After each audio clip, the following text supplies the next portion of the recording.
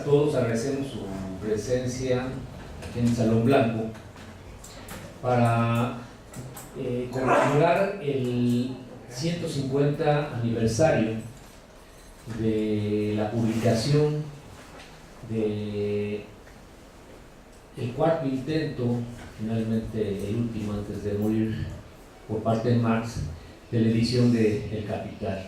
Como ustedes saben, es una obra vertebral, central, trascendente, importante y profundamente política en el campo de los análisis sociales. Para tal efecto, sí, hemos invitado, a iniciativa del profesor Jorge Solano, a varios compañeros, como el doctor César Guevara de la Facultad de Sociología, y a la maestra cuyo nombre no conozco, pero que nos va a hacer favor de presentarse en un momento más. Ella es de origen cubano. Sarita Castellanos. Sarita Castellanos. ¿A qué se dedica, Sarita? Bueno, ¿cuál es tu área de desempeño? Yo a la docencia y a la investigación. Mi área es las ciencias pedagógicas. Yo tengo doctorado en ciencias pedagógicas. Lo estudié en Moscú, en Rusia, ahora, en la época de la Unión Soviética. En los 90 casi así a punto de caerse el campo socialista o cambiar.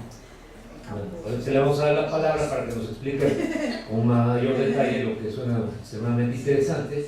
Está el compañero, decíamos, el profesor Jorge Solano, el doctor César Guevara, y un servidor que voy a funcionar como moderador y a señalar nada más algunos tópicos problemáticos al respecto de la obra y de las interpretaciones de la obra de Marx.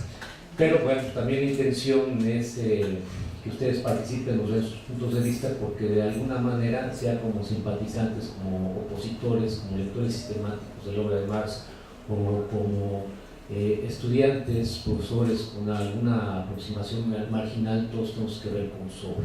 Y si no tuviésemos que ver su obra con su obra directa o marginalmente, pues de manera colateral a través de la lectura de muchos autores, porque sabemos que en el campo de las disciplinas sociales una buena parte de su producción se genera en el terreno de las controversias contra el materialismo histórico.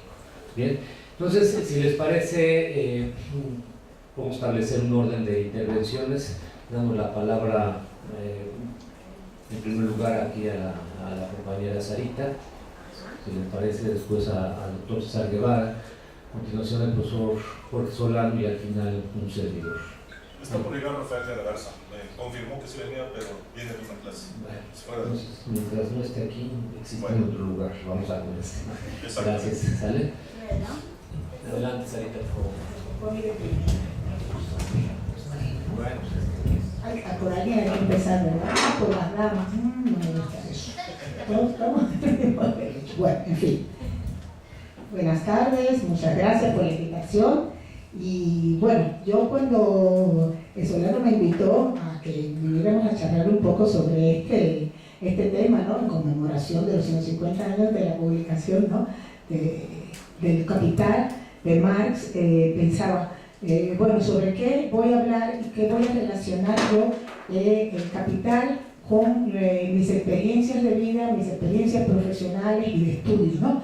Y yo decía, bueno, como yo les decía que hice mi doctorado en ciencias pedagógicas allá en Moscú, por los 90 terminé, yo dije, bueno, pues qué mejor que hablar un poco de cuáles son los principios de la, digamos, pedagogía socialista y de la pedagogía cubana en particular, ya que soy cubana, y que tienen que ver con este fundamento marxista, leninista también de esta pedagogía, ¿no? Entonces, fundamentalmente hubo una tendencia, ¿no?, en este mundo, en el área de la pedagogía, podríamos decir, de las ciencias pedagógicas, de las ciencias de la educación, que los aportes de la pedagogía socialista, que en un momento determinado así se le llamó, se encuentran pues los fundamentos del marxismo y también las aportaciones que Lenin hizo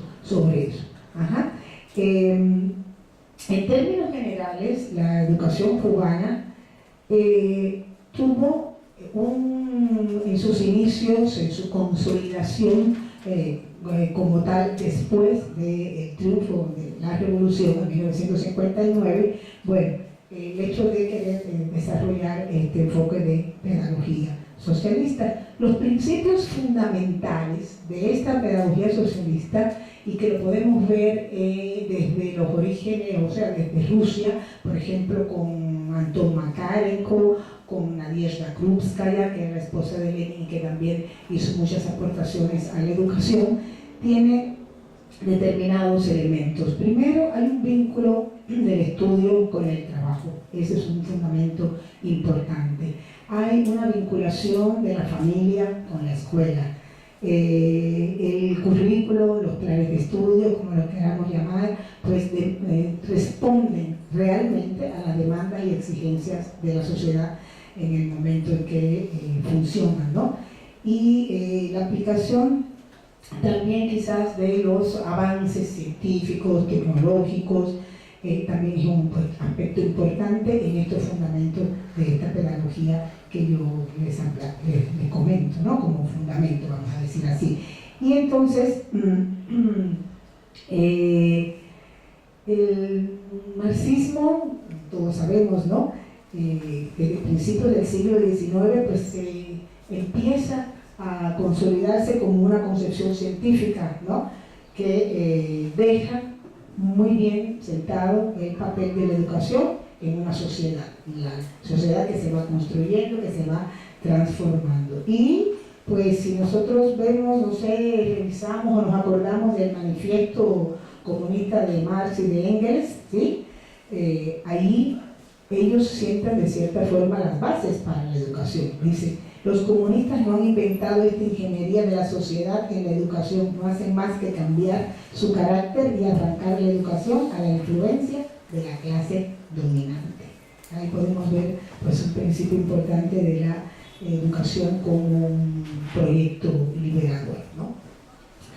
En este caso podemos también señalar que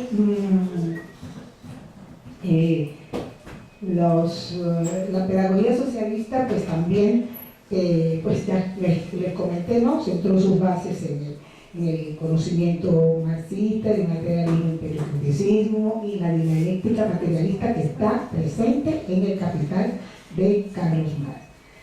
Usted comentaba, maestro, cuando presentaba esto, la cuestión de la concepción materialista de la historia, ¿no? Lo conocemos también como materialismo histórico.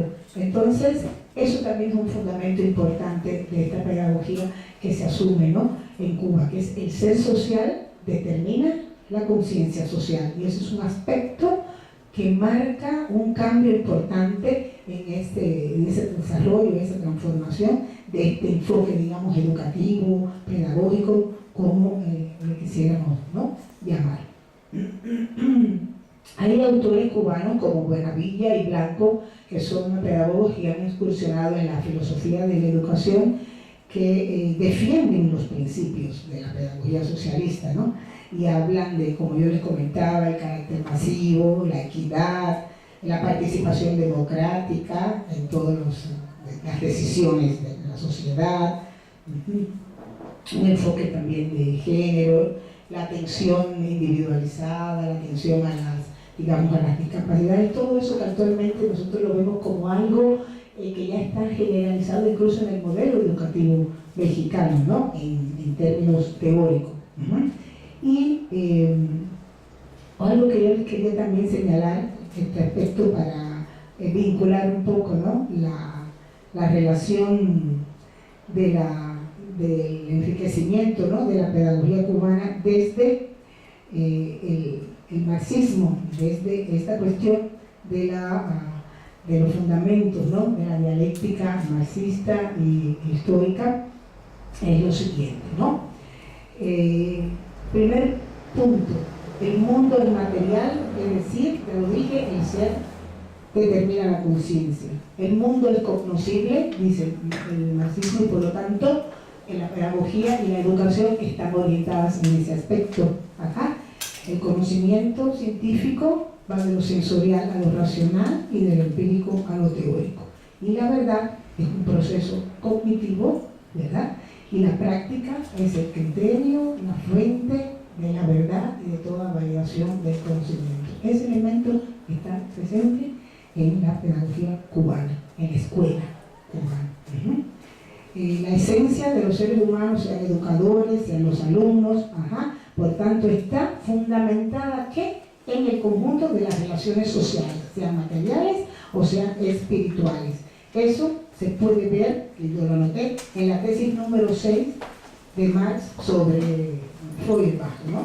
Allá en ese libro, y que allí lo señala, hay ese vínculo, o sea que la teoría marxista está presente en esta fundamentación. Los seres humanos son productos de las circunstancias y de la educación, por lo tanto pueden ser modificados, o sea, su modificación, su transformación son productos de circunstancias que tienen que ver mucho con lo social y también con la intencionalidad educativa. Él dice, los que hacen que cambien las circunstancias y que el propio educador necesita ser educado.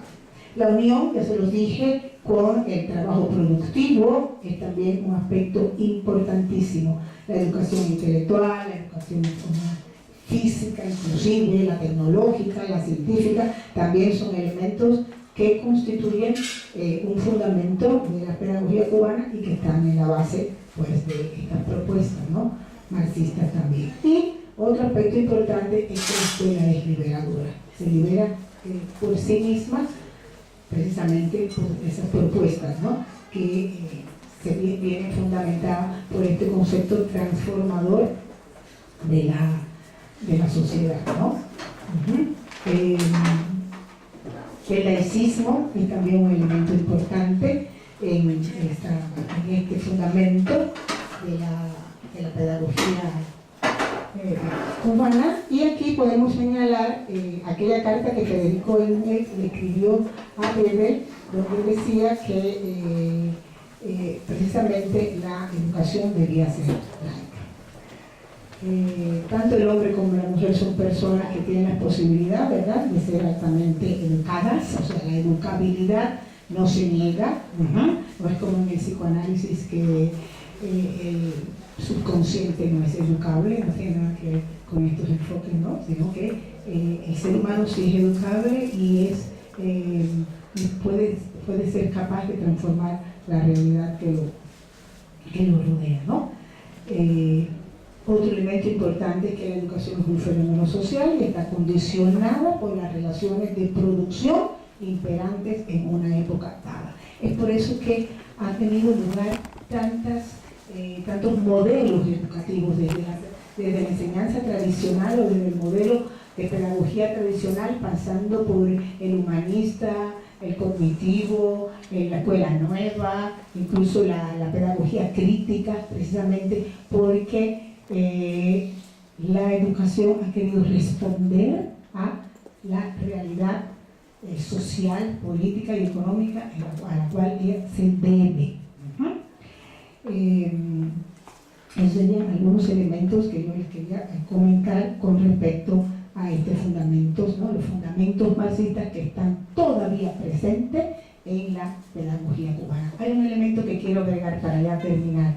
La pedagogía cubana y sus principios también se fundamentan en el pensamiento de pedagogos cubanos del siglo XIX y fundamentalmente José Martí.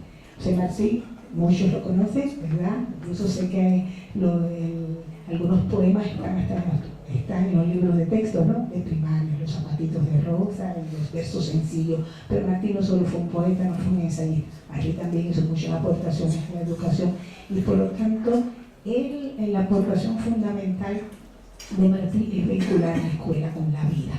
La escuela con la vida, la teoría con la práctica y el estudio con el trabajo, el estudio con la productividad del ser humano en función ya de lo social. Entonces, los fundamentos de la pedagogía cubana, llámese socialista, llámese marxista, es fascista y martiana.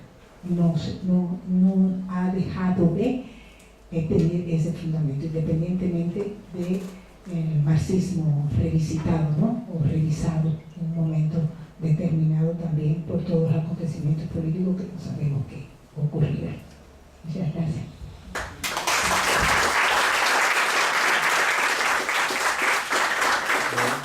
Muchas gracias, Sarita. Sin mayor trámite, pasamos a escuchar al doctor César Guevara, por favor. Gracias. Bueno, pues antes que nada, gracias por la invitación que me hicieron aquí los dos Jorges, y gracias a todo el público. Empezamos siendo pocos, pero ahora creo que somos un grupo bastante nutrido, y qué bueno, porque pues esto nos va a dar una oportunidad de platicar finalmente sobre el capital. Miren, es algo curioso. No estamos celebrando el nacimiento o la muerte de Marx. Lo que nos convoca no es Marx, tampoco nos convoca el marxismo, que hay muchos. Nos convoca el capital. Entonces, en esa medida que lo que nos convoca no es ni los marxismos ni Marx, sino el capital, ahí me gustaría un poco dirigir el tema de la plática en relación precisamente con eso, con el capital. Lo sabemos, hace 150 años Engels escribe una carta a Marx, le dice: está por fin listo para la publicación el primer tomo del Capital. No así el segundo y el tercero. En realidad el segundo tomo lo publica Engels en el 1885, es decir, ya había muerto Marx, 2-3 años después de la muerte de Marx, y el tercer tomo pues mucho después, también lo publica Engels. Es decir, ya Marx había dejado los escritos y demás, a Engels le toca organizarlos, hacer algunos agregados allí, no sé, pero fundamentalmente es una obra que pues estamos conmemorando cuando Marx plantea, celebrando, pues está listo el primer tomo para la publicación, porque se habían ido aplazando la publicación del Capital. Eso es por una parte. Por otra parte, yo creo que es importante. Miren, un poco lo que yo siento es que a partir de lo que ha escrito Marx, y no me refiero solamente al Capital, me refiero a muchos otros escritos, ha habido todo un esfuerzo de críticos, de marxistas, de muchísima gente desde aquella época hasta el 2017 por interpretar a Marx de diferentes maneras, incluso me atrevería a decir para dar diferentes usos sociales del Capital, es decir, hay diferentes lecturas del Capital, hay diferentes usos sociales, políticos, hay usos políticos del Capital, y en este intento de retomar uno u otro elemento importante de este texto, o de la obra de Marx en general, ha habido polémicas e incluso prácticamente intentos de exégesis, si vale la palabra, ya no de interpretación, sino de exégesis. Es decir, esta idea que es necesario rastrear en los Gundris, a ver si lo que está en los borradores que escribió Marx antes de la redacción del Capital corresponde o no con lo que se plantea en el Capital, si hay una ruptura o no hay una ruptura entre el Marx de los manuscritos de 44, el llamado por algunos marxistas estructuralistas el Marx joven, y el Marx del Capital, ver si hay una ruptura, si no la hay. Y qué bueno que se den todos esos debates, qué pertinencia tiene el marxismo para entender Latinoamérica, si en Marx había una filosofía de la historia, más que una ciencia de la historia, es decir, una teleología de la continuidad de los modos de producción. Es decir, ha habido toda una serie de debates que son muy enriquecedores, muy importantes, porque demuestran que el marxismo está vivo. Entonces, obviamente que este tipo de debates son muy importantes, pero yo creo que igual que ese tipo de debates es necesario regresar al Capital. Es decir, regresar a una lectura directa del Capital, porque si bien es cierto que uno puede entender el Capital a la luz de los manuscritos, a la luz de los Gundis, a la luz de escritos que incluso no han traducido de Marx, hay quien está trabajando en los archivos y demás, qué bueno que se haga, repito, qué bueno, eso hace crecer demasiado a la teoría marxista y demuestra que está viva, pero también me parece, a la par que eso, no lo estoy criticando, qué bueno que esté, pero a la par que eso, me parece que es necesario también ese regreso al Capital. Estamos conscientes que no hay lecturas inocentes ni lecturas transparentes, pero dentro de todo valdría la pena regresar al Capital, y sobre todo por dos cuestiones básicas.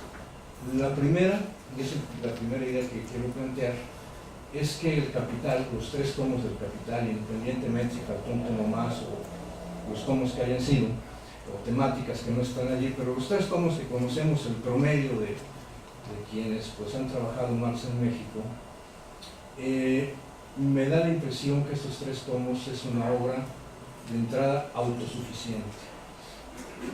Es decir, sí podemos recurrir a otros elementos de la vida de Marx, de la política, de otras obras, de los escritos políticos, lo que quieran, pero lo que aquí planteo es que la obra del Capital como tal es en sí misma autosuficiente. ¿Que se puede enriquecer? Claro. Que no siempre nos debemos quedar con el mundo del texto, claro, pero de que la obra en sí misma es autosuficiente me parece que lo es. Dicho de otra forma,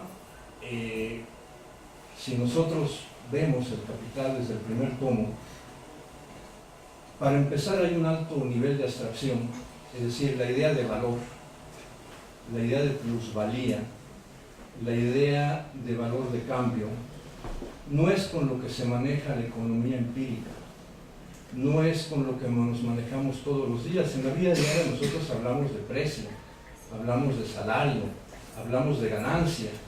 Con eso nos movemos en nuestra vida diaria, no hablamos de plusvalía, porque además la plusvalía no es lo mismo que la ganancia, etcétera, etcétera. Entonces, de entrada, en Marx hay un proceso muy alto de abstracción, conceptos como valor, repito, como plusvalía, como valor de cambio, son de alto nivel de abstracción. Pero no tan solo son de alto nivel de abstracción, sino que al mismo tiempo están lógicamente concatenados. Es decir, si algo caracteriza estos 3 textos, es el profundo rigor lógico con que están concatenados los 3. Es más, yo me atrevería a decir que en el caso particular del Capital, es muy difícil leer el tomo 3 sin pasar por el 2, o el tomo 3 sin pasar por el 2. ¿Por qué? Porque finalmente, desde que empieza Marx a diseccionar la mercancía y habla de valor de cambio, valor de uso, hasta que llega finalmente al tomo 3, donde habla de ganancia media, de renta de la tierra, todos los conceptos considero que están lógicamente encadenados, con mucho rigor. Entonces tenemos 2 elementos: por una parte el nivel de abstracción, por otra parte la concatenación lógica de los conceptos, y que esto lleva a pensar el Capital como una obra que se puede contener a sí misma, que se puede explicar a sí misma precisamente por ese rigor lógico que tiene. Si después la queremos interpretar a raíz de otros textos, qué bueno, bienvenido, no estoy en contra de ello, pero me parece que es una obra que en sí misma es autosuficiente. Es el primer punto que quería yo plantear.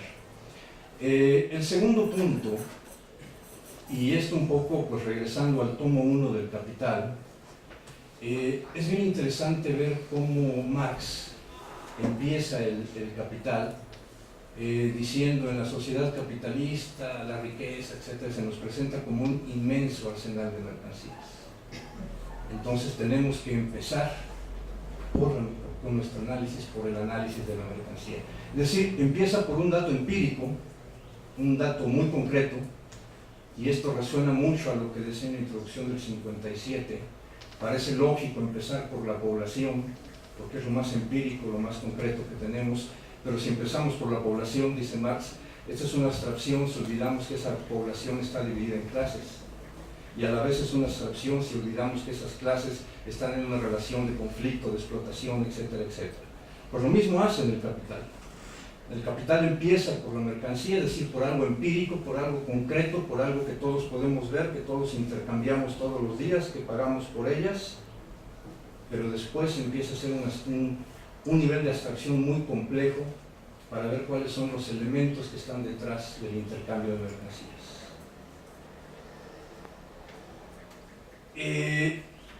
Entonces, partimos de lo empírico, se llega a un concreto pensado vía la abstracción, pero sobre esa realidad concreta no es simplemente el rigor lógico por pura forma lógica, está basada en una investigación concreta, la relación entre el método de exposición y de investigación en Marx, para finalmente llegar en el tomo 3 a hablar de la renta, de la ganancia, del interés. Es decir, ya cuando hablamos de la renta, de la ganancia, del interés, estamos hablando de cosas que vemos todos los días. Todos los días escuchamos del interés que paga un banco, escuchamos que hay que pagar la renta que se le paga al terrateniente, por ejemplo, la renta de la vivienda urbana. Y todos los días escuchamos también, repito, cuestiones que tienen que ver con el interés, con la ganancia. La ganancia del capitalista es algo que escuchamos que los mismos capitalistas hablan en términos de ganancia. Bueno, entonces, ya muy rápidamente, perdón, me parece entonces que Marx parte de la mercancía para diseccionar después la mercancía con elementos de alta abstracción que no son visibles, pero finalmente a partir de esa abstracción se permite regresar a lo concreto. Se permite regresar a lo concreto, que en este caso sería la ganancia y el interés, que son cosas que vemos en la realidad. Pero ese concreto al que él regresa es un concreto pensado. Es decir, ya no es el interés como lo ve el capitalista, ya no es la renta de la tierra como lo ve el dueño de la tierra. En realidad, para Marx, y esto es lo importante, la renta de la tierra, el interés y la ganancia no son más que formas transfiguradas de la plusvalía. Dicho en otra forma, cuando nosotros vemos un banquero, nos da la impresión que es muy inteligente, o un miembro de la bolsa o de Wall Street, nos da la impresión de que es muy inteligente porque es capaz de crear dinero a partir del dinero. Inviertes en tal cosa y de pronto invertiste $1,000 y después tienes $10,000.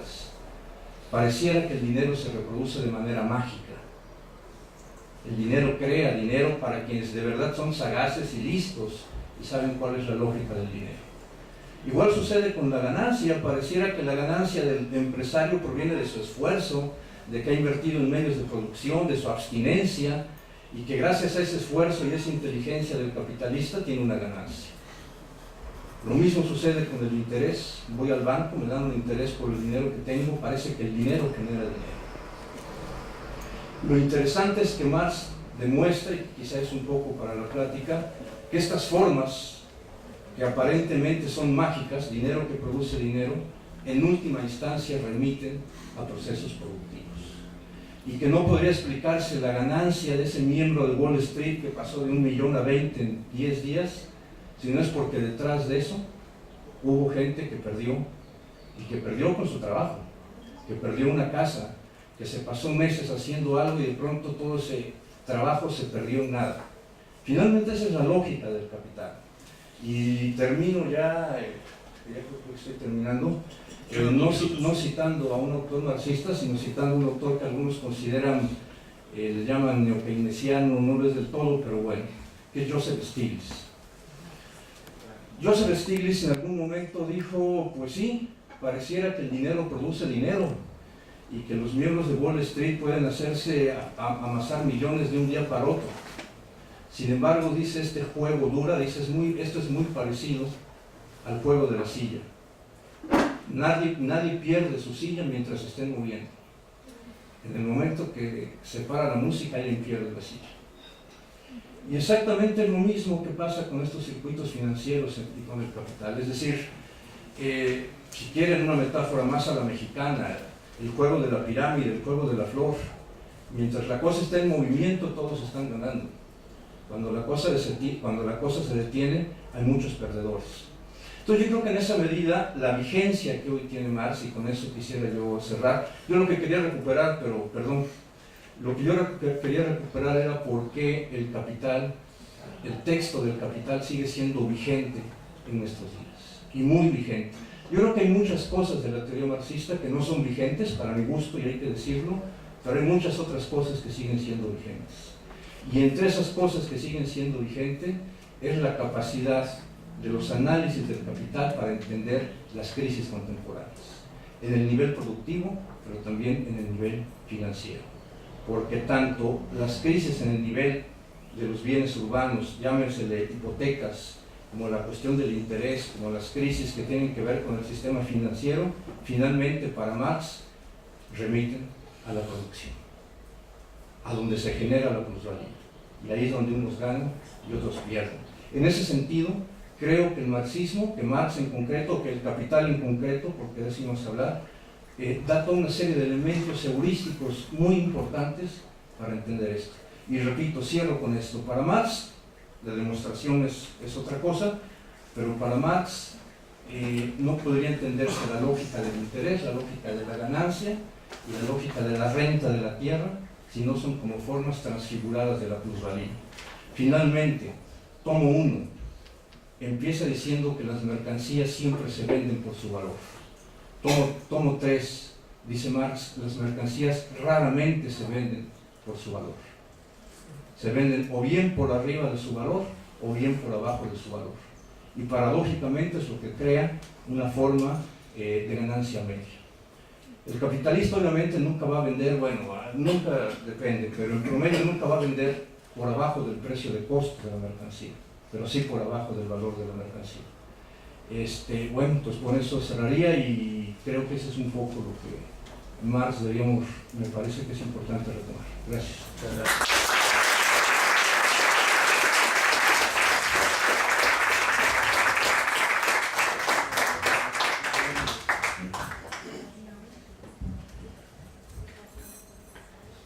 Bueno, buenas tardes. Yo soy profesor de la Facultad de Antropología y quisiera hacer un pequeño recuento de lo que ha sido la lectura del Capital aquí, y que yo creo que la lectura del Capital comenzó aquí en Humanidades, a reserva de antes de mi generación, que pudiera decir, por ejemplo, el maestro Panes, que anda por aquí, que ojalá tomara asiento en aquel lugar. Pero bueno, sí se veía el Capital en la Facultad de Antropología, quizás en círculo de estudios, y hasta donde yo me quedé, quizás hasta de manera semiclandestina. Quizás el primer curso del Capital en la Facultad de Antropología fue en el año 1975, donde un muy joven profesor de la Facultad de Economía de la UNAM vino dándonos un curso intensivo en vistas a un posible cambio de plan de estudios. Existía la materia de economía, creo que se llamaba economía general o economía política, en la cual pues ya se tenía en el plan de estudios en el que mi generación entró, y hubo una crisis de profesores, todos se fueron, una becada a Alemania, otro herido porque no quedó como director de humanidades, la unidad recientemente creada. Y entre la gente que fuimos a buscar en una comisión de estudiantes al DF,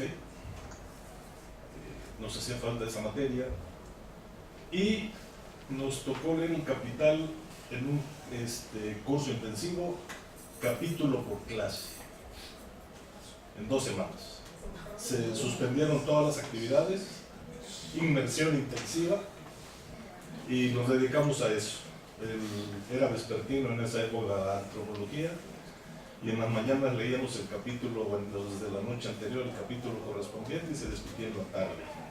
Una de las primeras decisiones que se tomó en el curso, sí leíamos una introducción al Capital, ¿no? Y el maestro dijo, no, hay que sumergirse directamente en el texto. Podríamos leer algunas cosas de Gerard Mendel, hay varias introducciones, ¿no? Hay varias, pero vamos a entrarle, ¿no? Además tenemos poco tiempo. Evitó el capítulo 2 sobre el dinero. Fue una experiencia muy interesante. Teníamos un semestre antes algunas lecturas que aquí este profesor que nos dio ese curso de introducción a la antropología, donde leímos partes de los Grundrisse, en particular el método de la economía política, nos enfrentamos a esta idea de lo abstracto y concreto y por dónde hay que comenzar la investigación económica, etcétera, etcétera. Leímos a una interpretación multilineal de Marx, que era lo que se estaba discutiendo en ese momento. En cierto sentido, en esa época había una serie de polémicas que ahora se han reciclado y están en un nivel de evolución pues superior de la cuestión del papel del tercer mundo, la descolonización, etcétera, etcétera, que ahora se llama decolonialidad, ¿no? Que es la siguiente vuelta de la espiral, podríamos decir, intelectual, ¿no? Que de eso es con lo que quiero terminar. Entonces habíamos leído algunas partes de los manuscritos, ¿no? Que preparatorios al capital. Leímos las formas que anteceden a la formación capitalista, que están en el mismo texto. Y bueno, estábamos discutiendo también la dialéctica marxista. En algún momento habría que hacer la memoria por escrito de cuál era el ambiente intelectual, que era muy interesante porque ahora, como se dice, el ambiente del debate estaba en lo que ahora se llama marxismo occidental. Estaban desterrados Marta Harnecker, estaban desterrados para ese momento los manuales soviéticos de la URSS, y se leía en publicaciones, ¿no? Que había toda la disidencia. Leímos en Historia y Conciencia de Clases que es el marxismo ortodoxo, en donde miren qué declaración: se es marxista en el método, la teoría puede cambiar, no hay ningún principio teórico que probablemente sobreviva, un poco como decía César, lo importante es el método, la posición filosófica, el método de investigación. Comenzamos a saber que obviamente el Capital es una obra maestra, mucha vigencia en el momento, había mucha movilización social, la gente buscaba explicaciones sobre la sociedad, para eso entramos a una facultad de ciencias sociales y había un conjunto de respuestas posibles, ¿no? Aprendimos que había dos maneras de poder investigar las sociedades desde este punto de vista, la histórica o la lógica, y que Marx y Engels, para que les alcanzara la vida, decidieron estudiar lógicamente el capital. El producto de ese estudio es el capital, que les significó pues vivir en la pobreza, sacrificar todo el tiempo posible de trabajo para mantener a la familia, para dedicarse a estudiar el sistema, y urgía tener una teoría explicativa de la sociedad para guiar la formación de un partido, la formación de un movimiento obrero, y fue la guía también más adelante para los procesos de descolonización y todo lo que ocurrió más tarde de la Tercera Internacional en adelante. Que efectivamente Marx decidió o aprovechó o decidió estudiar el capitalismo en Inglaterra por ser el más avanzado de su momento desde un punto de vista lógico. Por esta razón tan práctica como que no les alcanzaba la vida si lo hacían primero todas las historias de los distintos capitalismos en el mundo, y después creo que tampoco era muy adepto a la inducción, a la inducción, era más bien pensamiento deductivo, permítame que ahí está, y que en ese sentido esta obra maestra hace un estudio lógico del capital. ¿Cuál es la esencia lógica del capital? En el lugar, repito, más avanzado, más complejo, ellos suponían de manera muy lineal quizás todavía de que en algún momento este proceso lógico se iba a repetir en los otros capitalismos, cosa que en cierto sentido sí ocurrió, pero en muchos otros no. A nivel lógico sí, pero a nivel histórico pues no. De hecho, en donde la predicción del capital es que el sistema tiene contradicciones internas que los lleva a su autodestrucción, y por eso es fundamental aprender la plusvalía. Yo creo que ese es el valor fundamental del capitalismo, que hace un estudio que nos convence de manera crítica, racional, de las tendencias intrínsecas al capital y qué sentido está presente ya como posibilidad de otro tipo de sociedad al socializarse la producción, que para evitar el concepto de inevitable hay una tendencia a esto, a la autodestrucción, y que va a llegar el derrumbe. Bueno, la predicción marxista se cumplió, el derrumbe llegó en el 29, digamos es una predicción cumplida a la mitad. Lo que ya no pudo predecir Marx fue que el propio sistema iba a tener algunas salidas o algunas soluciones para recomponerse y continuar. Probablemente en 2008, y por eso tiene también vigencia el Capital, que en un momento de crisis muy profunda del sistema histórico, es cuando escribe el Capital, y entonces por eso muchas descripciones de la vida obrera, de la vida del trabajo, si se leen hoy parece que están describiendo el siglo XIX, ¿no?, de capitalismo salvaje. Entonces, por ejemplo, Harvey dice que solamente un año en su vida lo ha dado un seminario de Capital. Fue muy interesante ver cómo en los 70s muchos activistas en los seminarios, en los 80s, cuando fue más importante el rollo posmoderno, 3 o 4 estudiantes, y de otro tipo de estudiantes, no activistas, quizás más filosóficos, con intereses teóricos generales. Y de nuevo ahora, ¿no?, ya con el movimiento altermundista, de nuevo ha adquirido vigencia el Capital, ¿no?, para entender cuál es la estructura, las estructuras lógicas y las posibles soluciones que nos llevan a otro tipo de sociedad, que era lo que proponía Marx, cómo podría ser en determinado momento una sociedad postcapitalista e incluso revisar las experiencias que han habido, ¿no? Para mí eso sería lo esencial. Ahora, el Capital, después del derrumbe del muro de Berlín, la desintegración de la Unión Soviética, entró en un proceso de receso, diría yo, ¿no? Se dejó de leer. Ya después que yo también, como 10 años, dejé de leer sobre estos temas en general, aunque se siguió trabajando. Y cuando ya regresé a él, terminado el sueño posmoderno, que también entró en crisis, pues hubo que retornar y recordar o recorrer todo lo que no, lo más importante, lo que no se había leído en estos 10 años, que fue muy, muy importante. Y ahora, bueno, se está releyendo. Incluso temas, yo diría que uno de los fundamentales como temas, como es el de la acumulación originaria de capital, ahora se la ha retomado David Harvey, por ejemplo, como el de la acumulación por desposesión, que es un concepto muy interesante y que además es un proceso clarísimo. Incluso en México está recurriendo al crimen organizado y a acciones criminales, porque lo importante es mantener el sistema, ¿no? Lo que hubo que estudiar fue la flexibilidad y cómo se pudo evitar el derrumbe en 1929 en adelante y de 2008 en adelante también, y a través de qué mecanismos. Y el Capital nos sigue sirviendo para entender muchos de esos mecanismos, esos procesos contradictorios, podríamos decir, para hablarlo de manera más dialéctica.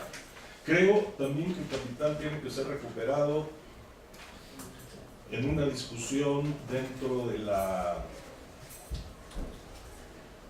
del proyecto de la transmodernidad, que es un concepto que está proponiendo Dussel y otros en el enfoque decolonial.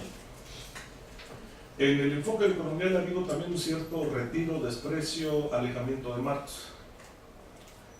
Se ha utilizado para tener una teoría explicativa estructural de la sociedad, la teoría del sistema mundo de Manuel Wallerstein. Incluso Wallerstein y algunos decoloniales han escrito artículos juntos, etcétera, etcétera. Vienen los que están en el giro decolonial de muchos lugares. Hay posmodernos, hay semióticos, hay Foucaultianos, ¿no?, postestructuralistas, hay postcoloniales, o que se iniciaron como postcoloniales, incluso hay marxistas también. Un poco en el rollo de identificar el marxismo como una forma de eurocentrismo y racionalismo occidental, se le ha relegado. Yo creo que es un error. Yo creo que en la propuesta de transmodernidad, como una época que para superar el escollo del posmodernismo, que es un fracaso del proyecto moderno, y un poco siguiendo a Habermas, que también lo dijo, que el asunto es que la modernidad es un proyecto incompleto y hay que terminarlo, o dándole pie a otras lógicas, a otros mundos, crear un mundo no irracional o no racional, como es el posmodernismo en general, sino una teoría, una postura que tenga en cuenta la formación del capitalismo, pero no tan solo cómo ocurrió desde Europa, sino también visto desde la periferia, desde la diferencia colonial, en particular latinoamericana, ¿no? Pero que no es una solución las propuestas postmodernas de los nuevos movimientos sociales que fragmentan las luchas, y además en la propia realidad se ha dado con el movimiento altermundista las opciones que son universales, podríamos decir, con una salvedad o con una característica muy interesante, que los nuevos movimientos sí se vieron que fragmentan, como los movimientos juveniles, feminismo, por identidades étnicas, nuevos nacionalismos, etc. Y no hay que abandonarlos, sino que ya con el propio transcurso y la propia crisis capitalista se ha visto que hay problemas que nos atañen a todos y que son estructurales y que son del sistema histórico llamado capitalismo.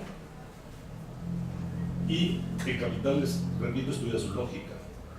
Entonces, que recuperando para construir, como dicen los zapatistas, un mundo donde quepan todos los mundos racionales, porque no hay una sola modernidad, no hay una sola racionalidad, incluso Bolívar Echeverría ha tratado que por lo menos en Europa hay 4, ¿no? Y las ideas de que, por ejemplo, el mismo Néstor García Cancrini y otros, de que las modernidades latinoamericanas son varias también, incluso que hay otras modernidades previas a la modernidad europea, que no es la primera ni la única.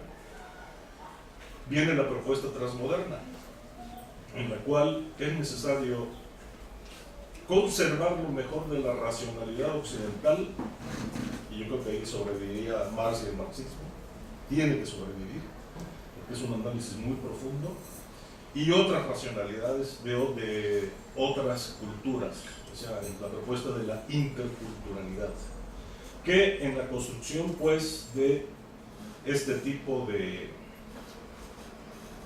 modelo o de modelos, porque no puede ser uno, yo creo que hay que no olvidar tanto Capital como la obra de Marx y los que siguieron y siguen escribiendo y analizando la sociedad hasta hoy, teniendo como núcleo el método, no la teoría, de la que puedes ya no pensar o estar convencido de que la clase obrera es la revolucionaria, puede ser que ahora sea otra, o que ya no haya sujeto, o que, etcétera, etcétera.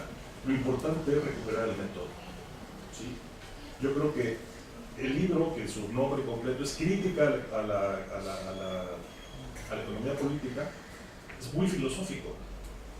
Puede haber una lectura muy profunda filosófica. Creo que el tiempo ha demostrado que lo que proponía Althusser en su tiempo del viejo Marx científico en el Capital, y el joven Marx hegeliano en los escritos de 44, se ha demostrado, y ya creo que con toda claridad, con todo el trabajo que ha habido, que el Capital es profundamente hegeliano. Ahí está el método dialéctico, ¿sí? Puede ser incluso leído no manual, pero sí un libro muy profundo de aplicación del método dialéctico en un fenómeno macro, como es el capitalismo a nivel global. Entonces, para mí son algunas. Yo creo que en la ronda de preguntas yo le preguntaría a César que cuál piensa ya en detalle sean la actualidad de Marx, y también podría abundar en algunas otras cosas si alguien me lo pregunta, lo que yo pienso que es vigente del marxismo. Gracias.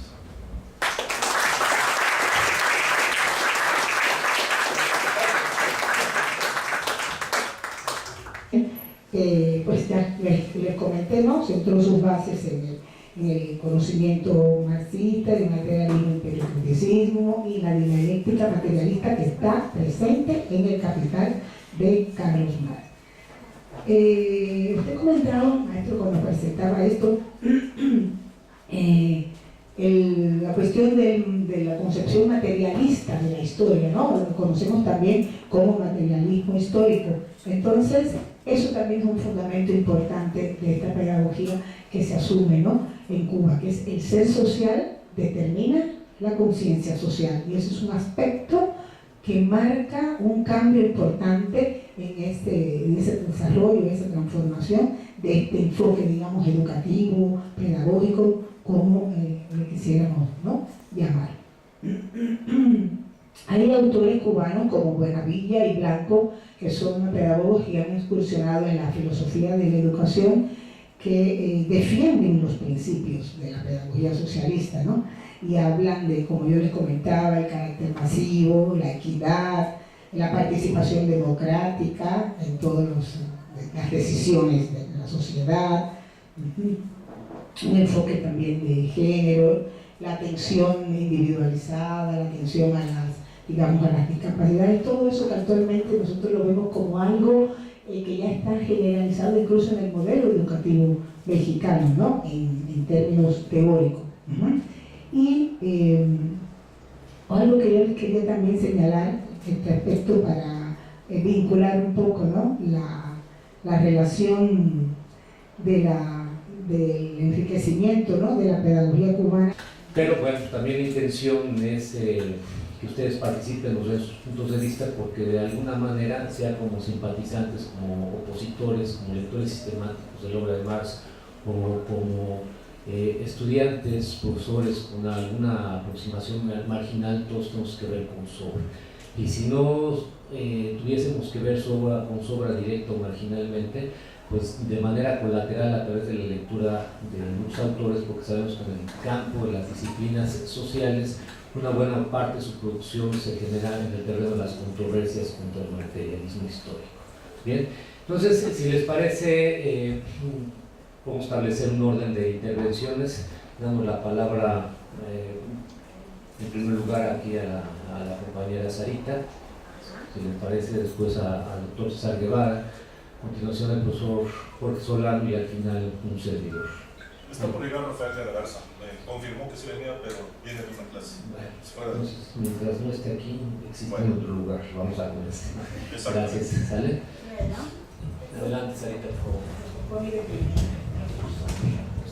Bueno, Por alguien hay que empezar, ¿verdad? Por las damas, no me gusta eso.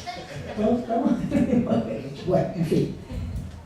Buenas tardes, muchas gracias por la invitación. Y bueno, yo cuando Solano me invitó a que viniéramos a charlar un poco sobre este tema, ¿no? En conmemoración de los 150 años de la publicación, ¿no?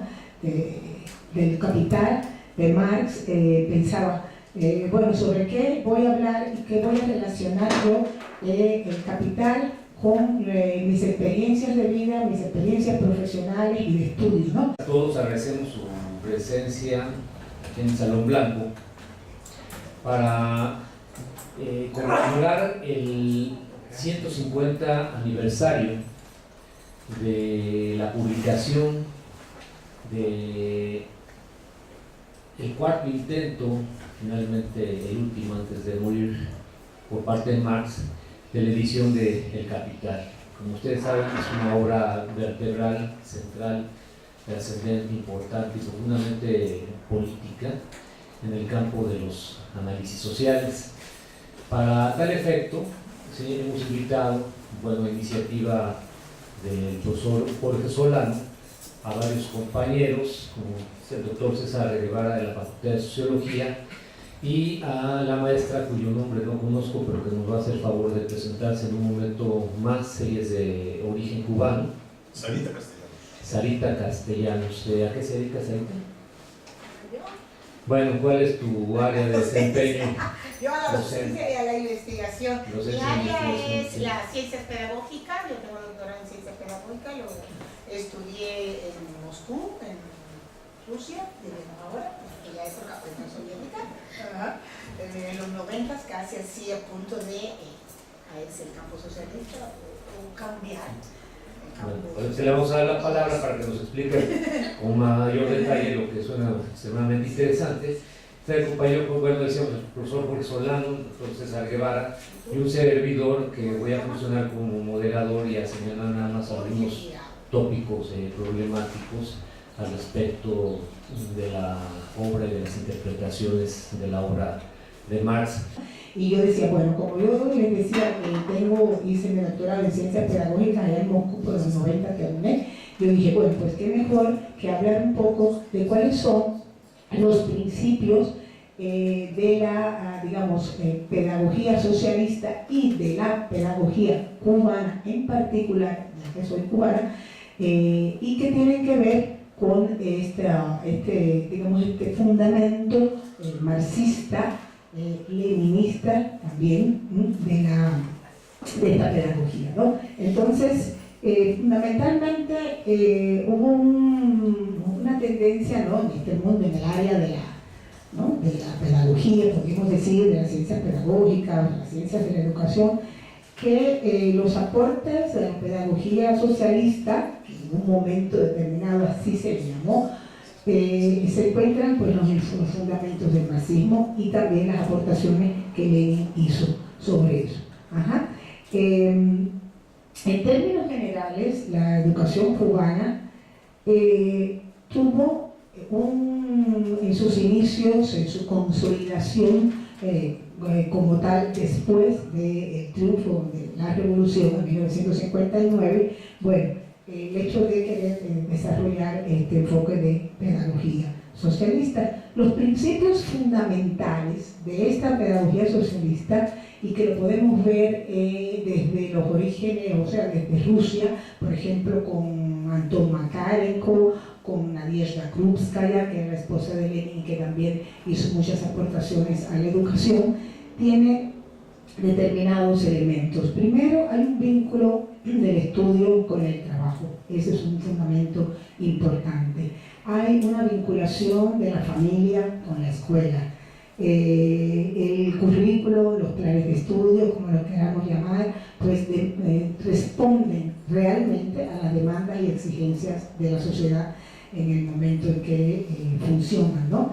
Y la aplicación también quizás de los avances científicos, tecnológicos, también es un aspecto importante en estos fundamentos de esta pedagogía que yo les comento, ¿no?, como fundamento, vamos a decir así. Y entonces, el marxismo, todos sabemos, ¿no?, desde principios del siglo XIX, pues empieza a consolidarse como una concepción científica, ¿no?, que deja muy bien sentado el papel de la educación en una sociedad, la sociedad que se va construyendo, que se va transformando. Y pues si nosotros vemos, no sé, revisamos o nos acordamos del manifiesto comunista de Marx y de Engels, ¿sí?, ahí ellos sientan de cierta forma las bases para la educación. Dice: los comunistas no han inventado esta ingeniería de la sociedad en la educación, no hacen más que cambiar su carácter y arrancar la educación a la influencia de la clase dominante. Ahí podemos ver pues un principio importante de la educación como un proyecto liberador, ¿no? En este caso podemos también señalar que la pedagogía socialista pues también